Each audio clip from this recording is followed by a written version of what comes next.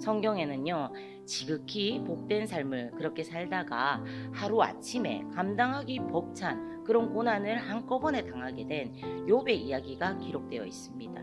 욥은요, 자신이 그 당한 고난이 하나님께서 자신을 순금과 같이 단련하시기 위함이다 이렇게 고백을 합니다.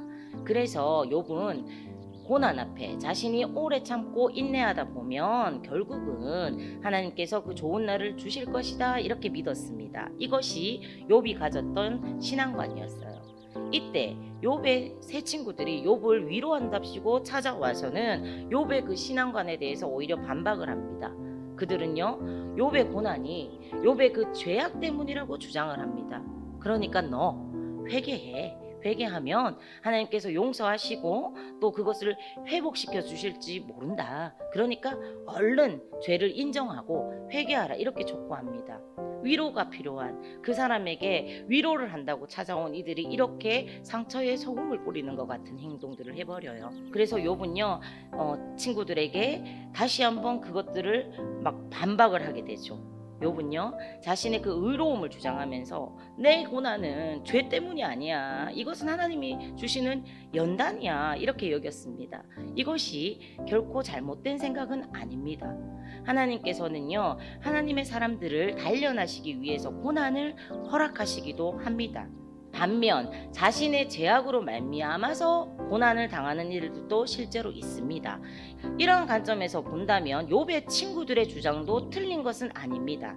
그러나 욥기가 전하는 메시지는요, 욥의 시련을 허락하신 하나님의 의도를 인간으로서 다 헤아려 알 수 없다는 것입니다. 따라서 욥의 주장도 세 친구의 주장도 다 맞는 것은 아닙니다. 욥과 세 친구들이 이렇게 계속해서 서로 대화하고 변론하는 이 과정들을 모두 다 지켜보신 하나님께서 38장에 등장하십니다. 그리고 폭풍 가운데 임하셔서 욥에게 말씀하십니다. 41장까지 하나님의 이 질문이 계속하여 이어지다가 42장에서야 결론이 나옵니다. 그것이 오늘 우리가 함께 살펴본 본문의 내용입니다. 욥기 42장 1절로부터 6절 말씀 우리 다시 한번 눈으로 보세요. 욥이 여호와께 대답하여 이르되, 쭉 우리가 아까 봤던 본문이죠. 그리고 마지막에 어떻게 됩니까? 내가 주께 대해서 귀로 듣기만 하였사오나 이제는 눈으로 주를 배웠나이다. 그러므로 내가 거두어드리고 티끌과 제 가운데서 회개하나이다. 아멘. 내가 스스로 거두어드리고 티끌과 제 가운데서 회개하나이다. 욥이 무엇을 회개했나요? 하나님의 말씀을 들은 욥은요, 비로소 자신이 얼마나 하나님 앞에 무지한 존재인지를 깨닫습니다. 자신의 그 무죄함을, 자신이 의롭다는 것, 무죄하다는 것을 주장하기 위해서 하나님을 감히 재판장에 세우려고 했었던 그 자신의 교만함과 하나님을 지극히 일부만 알고 있었던 영적 무지함에 대한 회개를 하게 됩니다. 하나님께서는요, 내가 스스로 그렇게 지혜롭게 여기고 모든 것을 잘 안다고 한다면 내 질문에 한번 대답해보라 이렇게 말씀하셨지만 욥은 한마디도 제대로 대답하지 못했습니다. 이처럼요, 우리는 얕은 지혜로 하나님의 섭리를 알고자 할 때가 많지만 다 깨달을 수 없습니다. 그러나 어떠한 경우에도요, 반드시 기억해야 하는 것은요, 하나님은 신실하십니다. 아멘. 또한 실수하지 않으십니다.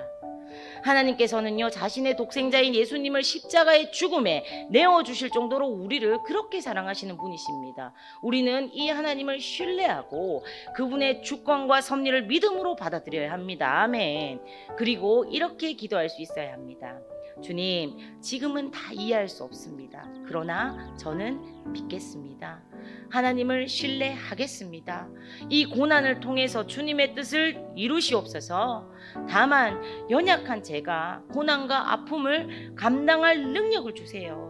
환경이나 문제 때문에 하나님을 원망하거나 저버리지 않고 신실하신 하나님을 끝까지 의지하며 신뢰할 수 있는 그런 믿음을 허락해 주시옵소서. 아멘. 이렇게 하나님의 품에 나를 의탁하고 주님을 끝까지 신뢰하는 자는요, 어떤 상황과 환경이 주어지더라도 여전히 기뻐할 수 있습니다. 괴로움과 아픔을 주는 문제를 만나도 감사할 수 있습니다. 할렐루야. 그러나 자기 의가 강한 사람들은요, 왜 내가 고난을 받아야 해? 내가 왜 이런 아픔을 겪어야 해? 이렇게 반응하면서 고난에 대해서 강한 저항과 반발을 보이고, 고난을 통해서 배울 수 있는 그 고귀한 순종과 겸손, 하나님의 섭리를 깨닫는 기회를 놓쳐버리기도 합니다. 반대로 인간의 본질적인 죄성, 그리고 자신의 어떤 연약함과 부족함을 아는 사람들은요, 고난을 겸허히 받아들일 줄 압니다. 그러나 고난을 좋아하는 사람은 아무도 없습니다. 고난이 다가오면 사탄은요, 고난한 당한 이들에게 다가가서 하나님께서 너를 사랑하시지 않아, 이 고난이 그 증거야, 이렇게 거짓 메시지를 심어주기도 합니다. 하지만 고난이야말로 하나님의 사랑의 증거입니다. 하나님께서는 고난을 통해서 우리를 연단하시고 고귀한 인격으로 빚어가십니다. 인간이 성숙함으로 빚어지게 하는 그 방법으로 고난만큼 유용한 방법은 사실 없습니다. 그러므로 하나님께서는 고난을 통해서 우리를 성숙의 길로 인도하십니다. 고난이 두려워서 피하려는 사람에게 역경은요, 거대한 그냥 파도처럼 두렵게만 느껴질 뿐입니다. 그러나 바다에도 적당한 파도가 있어야 윈드서핑을 우리가 즐길 수 있듯이, 하나님께서 허락하신 고난은요, 우리를 강하게 만들고 환경과 상황을 초월한 하늘의 기쁨을 누리는 법을 배우게 합니다. 할렐루야. 따라서 오늘의 고난은요, 하나님의 선한 섭리 가운데 허락된 필요한 아픔일 뿐입니다. 아멘, 아멘.